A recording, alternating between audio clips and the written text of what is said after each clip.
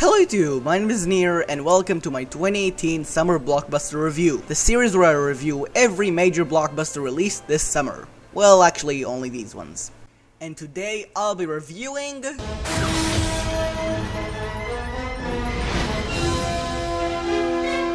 Incredibles 2. While most of Pixar is pretty okay for me, I love the first Incredibles movie. It's probably my favorite animated movie ever. It has a compelling story with Bob or Mr. Incredible trying to be a superhero again. The action is awesome, and the villain is honestly one of my favorites in any movie ever. I'd honestly give it a 9 out of 10. The only thing that could have been improved, I think, is that we don't really get much time with the rest of the family, because they just feel like side characters for a movie called The Incredibles and not Mr. Incredible. Just feel like they were shoved to the side for Bob's story arc. But it's still just a bit of a nitpick. I really love this film overall. And after it ended, people were begging Pixar for a sequel, and it came late. 15 years too late. And to be honest, I really wasn't that excited for this thing until I sat in the theater, where it just hit me that, oh my god, I'm about to watch the new Incredibles now. And it was a lot of fun. If Deadpool 2 hadn't come out this movie, I would have said this was the funniest movie of the summer. The movie instantly sucked me back into the Supers world with the first action scene, which was awesome. Which, by the way, the action overall is just as good as the first one for me. And it's just me, but I really like the second where Violet uses her force field to slice things up. And I wish she did it more than once. It's just really cool. And a very practical use of her power. And speaking of the family, they all have amazing chemistry. They feel like a real family, and they feel like real people who have actual flaws and aren't perfect. Unlike the first one, when I said that we didn't get enough time with the rest of the family, this one has everyone sharing the spotlight. And since this film is split into two plots and one of them is split into kind of two other plots, let's get into each one of them. Bob and his kids. I liked seeing Mr. Incredible bond with Dash, Violet, and Jack Jack. And this is not really a problem, but after watching the first film, I always thought that the family already knew that Jack Jack has powers. But apparently they didn't see it because it was too far away, so it makes enough sense. Violet's thing with her not boyfriend was...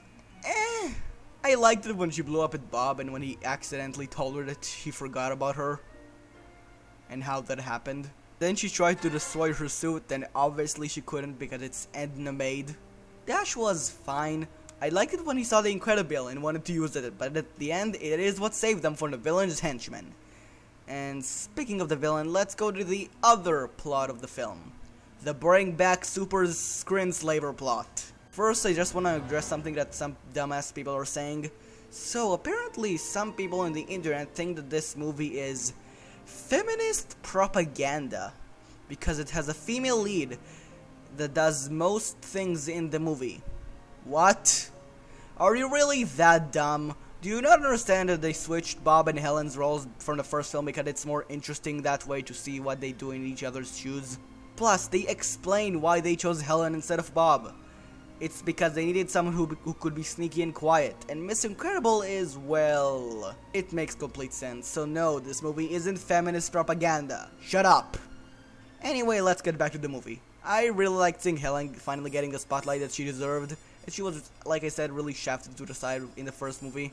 And they made it look awesome how the superpower flexibility is. Like, really. She uses it to split the motorcycle and goes faster. She ties herself up to two things and splits them apart. She turns into a trampoline. It's all just great. But the villain was the worst part of this movie by far. Her motivation makes no sense at all. So her parents were killed because her father tried to call the supers and she wouldn't get into the safe room. So because of that, supers keep regular people weak and they need to learn to handle themselves. Well, yeah, I get it, but okay, why did you help your brother make them legal again, only to remake them illegal? Couldn't you have just made them more illegal or just not helped at all? Why not put the phones in the safe room? That whole thing with the villain was really dumb. But overall, I still enjoyed this movie. If you're a fan of the first one, you've most likely already seen it, and if you're a fan of superhero movies, you'd probably enjoy this too. 8.5 out of 10, or B+, or great in my rating system.